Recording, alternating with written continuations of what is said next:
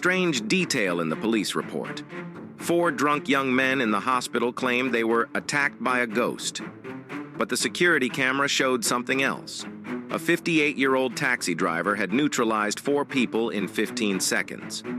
Michael Jackson was Istanbul's quietest taxi driver, 58 years old, medium height, slightly overweight. His white hair was always neatly combed, deep lines marked his face. His eyes were brown, but somehow always seemed to look into the distance. For 15 years, he'd been using the same taxi. White, a bit worn, but spotless clean. His radio always played classic Turkish music. He didn't talk much with customers, just asked, "Where to?" and took them there. At the taxi stand, they called him Silent Mike. Never fought, never argued, never raised his voice. Customers liked him, reliable, clean, polite, but nobody knew that Mike's past held a very different story. To careful observers, strange details stood out. Mike's posture was very straight, his sitting, walking, hand movements, as if he'd received military training. His taxi's trunk always contained a first aid kit, but this wasn't a normal first aid kit. It contained professional equipment, tourniquets, special bandages, emergency medications. On his left arm was a faded tattoo. Since he usually wore long-sleeved shirts, it wasn't visible.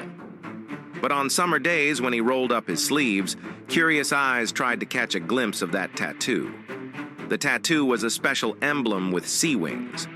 Above it read, SEAL Team 6. But nobody knew what this meant. Mike never explained it. October 23rd, 2023, Monday night. It was raining in Istanbul. Mike was on his usual night shift. From Taksim to Kadıköy, from Beşiktaş to Üsküdar, he had his routine. At 1:45 a.m., he received a call from Beyoğlu. 4 young men had left an entertainment venue wanting to go to Ediler. Mike accepted. The young men got in his car. All were drunk. They were talking loudly, laughing, cursing. Mike drove silently.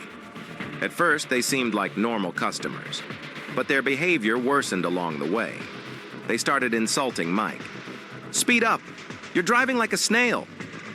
What are you doing driving a taxi at your age? Retire already! Make way for the young!" Mike didn't respond. He just drove. But his eyes in the rearview mirror had changed. They'd sharpened. As they approached Tyler, one of the young men said, "Stop! We don't have money." Mike calmly asked, "What do you mean? We got in without money. What are you gonna do? Report us?" Another added, "What can this old dog do anyway? Come on, get out." The 4th young man went further. "Still working at this age? We took pity on you, Grandpa. You got a free ride." Mike pulled his taxi to the side, turned off the engine, turned to the back. His voice hadn't changed, but his eyes. "Kids, pay the fare and get out." The young men laughed. "Or what? Are you gonna beat us up?" One hit Mike's shoulder. "Get lost, old man." At that moment, the old soldier inside Mike awakened. The identity he'd suppressed for 20 years, tried to forget, returned. Calmly. Final warning. Pay and get out. One of the young men pulled out a knife. "Who do you think you are talking to us like that?" At that moment, Mike's mind flashed back to that night 15 years ago. 50 kilometers east of Kabul, August 2008. Captain Michael Jackson, Navy SEAL Team 6 member. Taliban militants had set an ambush, 12 people waiting for them. But Captain Jackson was prepared. His order to the team was simple. Silent operation. We'll clean up without firing a single shot. That night, he'd neutralized 47 Taliban militants. None of his team was wounded. He'd become a legend. His file at the Pentagon was sealed with a classified stamp. Mike slowly got out of the car. His posture had changed. He was no longer the tired taxi driver. This was Navy SEAL Captain Michael Jackson. The young men were surprised. "Where are you going?" Mike didn't answer. He just put his left hand in his pocket, pulled out a special whistle. It made a very sharp sound. That sound was an emergency signal, used only in military operations. The young man with the knife attacked. But Mike had already moved. He dodged right, grabbed the young man's wrist. With one movement, made him drop the knife. With his other hand, applied light pressure to his neck. The young man fainted. The other three were shocked. What is this man doing? The second one tried to throw a punch. Mike caught the punch, twisted it back. The young man screamed in pain, fell to his knees. The third young man tried to run, but Mike was faster, caught him in 3 steps, twisted his arm behind his back. The young man fell to the ground. The fourth young man had pulled out his phone. "I'm calling the police," Mike calmly said. "Go ahead." 10 minutes later, police arrived. The scene they witnessed was strange. 4 young men sitting on the ground, trembling with fear. The old taxi driver was calmly drinking his tea.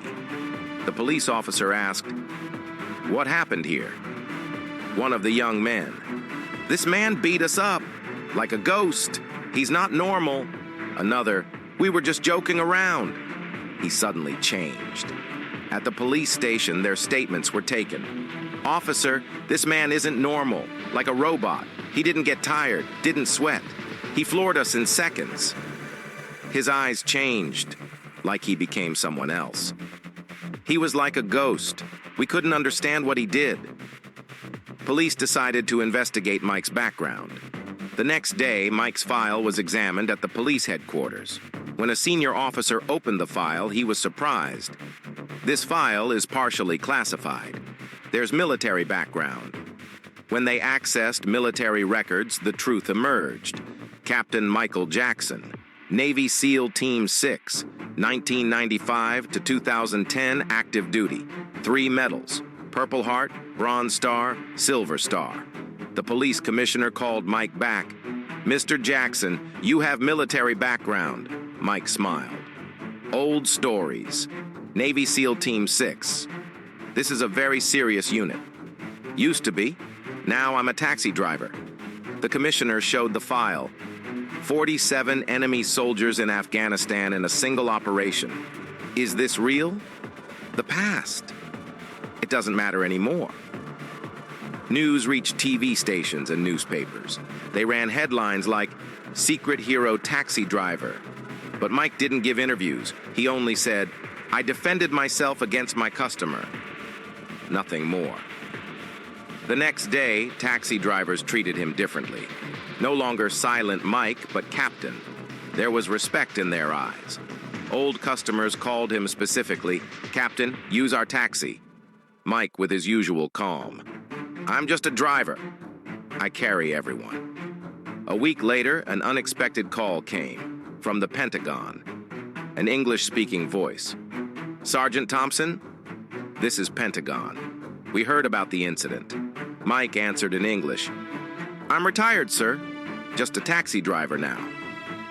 "Once a SEAL, always a SEAL. Proud of you, soldier." Months later, the city's most dangerous gang leader got in Mike's taxi. He wanted to test him, threatened. "Old man, do you know who I am?" Mike looked in the rearview mirror. "No, but you should know me." "Who are you?" Mike showed his left arm. The faded tattoo was visible. "Navy SEAL Team 6, Afghanistan veteran." The gang leader's color drained. He fell silent. He didn't speak the rest of the way. One night, an injured worker got in Mike's taxi. There had been an explosion at the factory. The man was seriously injured. He needed urgent transport to the hospital. Mike activated his military training, first aid knowledge, emergency protocols. Reached the hospital in 7 minutes. The man survived.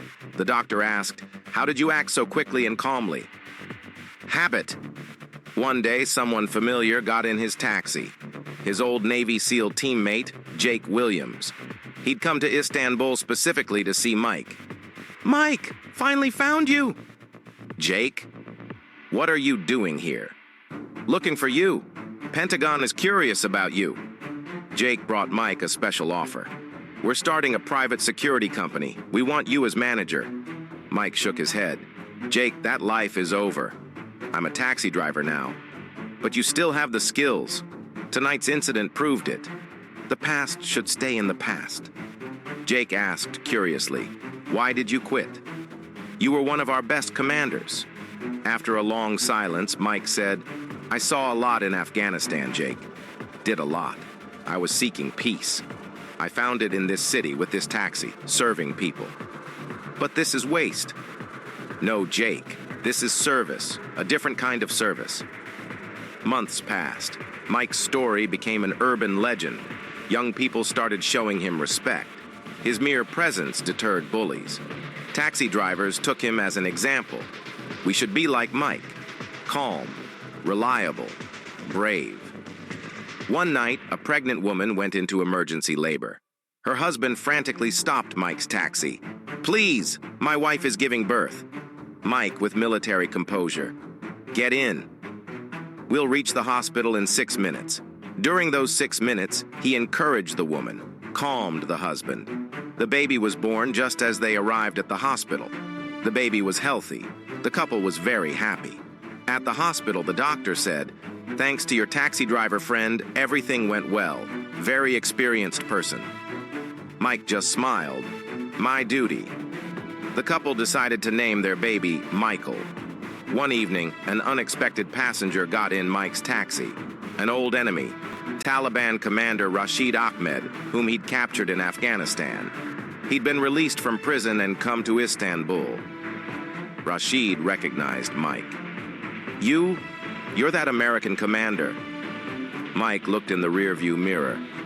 "Old life. Now I'm just a driver." "Do you recognize me?" Rashid Ahmed, Kabul operation. 2008. Strangely, a respectful conversation began between them. "You were a good warrior." "So were you, but the war is over." "Yes, now it's time for peace." Rashid paid extra as he got out. "My respects, old enemy." One day, a young taxi driver consulted Mike. "Brother, how do you deal with bullying customers?" Mike, "Stay calm, be respectful, but defend yourself when necessary." "Aren't you afraid?" "Fear is the harbinger of danger, but never let it take control." The company owner offered Mike retirement.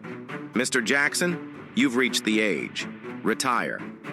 "Not yet. This city is waiting for me." Why? Because protectors never really retire.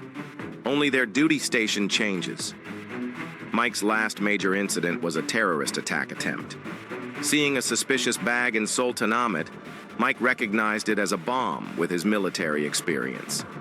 He called police, evacuated the area, intervened professionally. Hundreds of people were saved. Police asked, "How did you know?" Experience. Michael Jackson still drives his taxi. 58 years old, quiet, humble. But everyone knows he's not just a driver. He's a forgotten hero, a hidden legend. He fought for his country in Afghanistan. Now, on Istanbul's streets, he continues to protect. Duty never ends. It just changes location. Real heroes are like this. Silently, humbly, unnoticed, they do their duties. Until that critical moment comes. And when that moment comes, everyone sees that those ordinary people living among us were never ordinary at all. Mike's story represents the story of many hidden heroes living among us. Maybe the taxi driver in your neighborhood, maybe the market cashier, maybe the apartment janitor. They're all potential heroes. Show them respect. Be kind.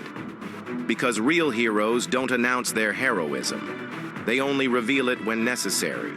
This story is dedicated to all hidden heroes, forgotten veterans, and everyone who silently does their duty. Each has a story. In each of their pasts, perhaps incredible adventures lie hidden. This story is part of Human Stories Channel's Silent Warriors series. If you know any hidden hero stories, share them in the comments.